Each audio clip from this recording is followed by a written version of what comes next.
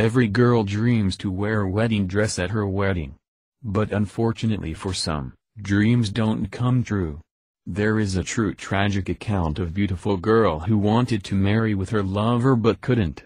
Here's a story about Anna Baker and her haunted wedding dress here. Long time ago in mid-80s, there was a man named Elias Baker who was very wealthy. He with his cousin Ronald Diller purchased a dyeing furnace in Blair which turned out to be a profitable business. He earned a fortune through the business and then brought his cousin's share. With a huge profit, he contracted Robert Carey Long Jr. in Baltimore, who was a trained architect, to build a massive Greek Revival-style mansion, completed at a cost of $15,000, a very huge amount in 1849. The place was one hell of a thing filled with all the luxuries of the world. He named the mansion as Baker Mansion. He was a very proud man and dominated his family. His second daughter Anna fell in love with a local steel worker who was working for Elias. But he was a lower-class person, due to which Elias told his daughter that she is forbidden to marry him. There was a long argument held between the father and the daughter, but Elias did not agree. Anna was a very stubborn girl and didn't fancy the comfort and luxuries of fine clothing, jewels, fancy house. She only wished to marry handsome iron worker who was the love of her life. Elias's wife Hetty praised the love of her daughter, but was not able to do anything as her husband was against it and did not listen to anyone around. Anna decided to remain single for the rest of her life, and a bitterness was developed in her heart towards his father and died as an old maid in 1914. The gorgeous wedding dress that Anna had chosen for her own wedding with the detailing fit was worn by another girl from a high-class family. Elizabeth Bell mocked Anna for never being married, and she wore Anna's wedding dress on her wedding. She was the daughter of the wealthy man Edward Bell, who gave his name to the neighboring town as Bellwood. This wedding dress remains on the display behind protective glass in Anna Baker's old room as part of Blair Country Historical Society's museum in the Baker's Mansion.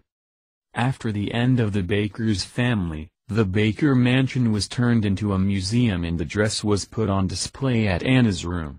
Then as the time passed, the dress happened to gain a strong reputation of being haunted. Various visitors and workers claim to have seen the wedding dress move within the glass case.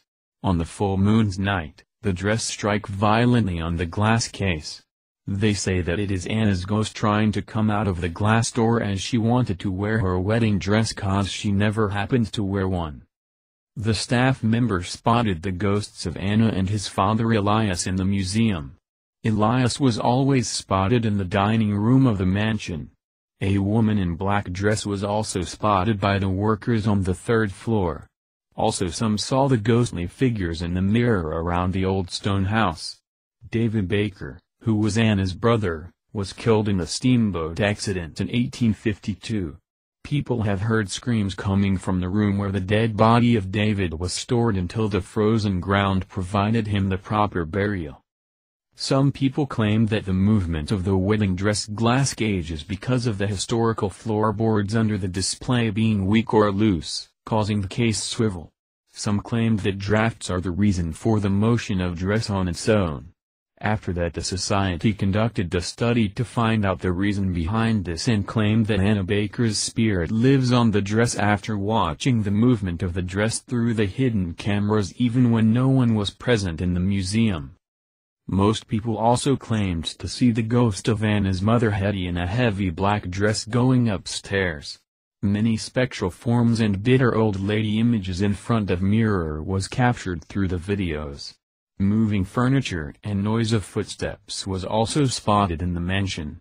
There was also a rumor of mystical music box playing when no one was present in the room. On full moon night, various ghostly images could be seen inside and around the mansion.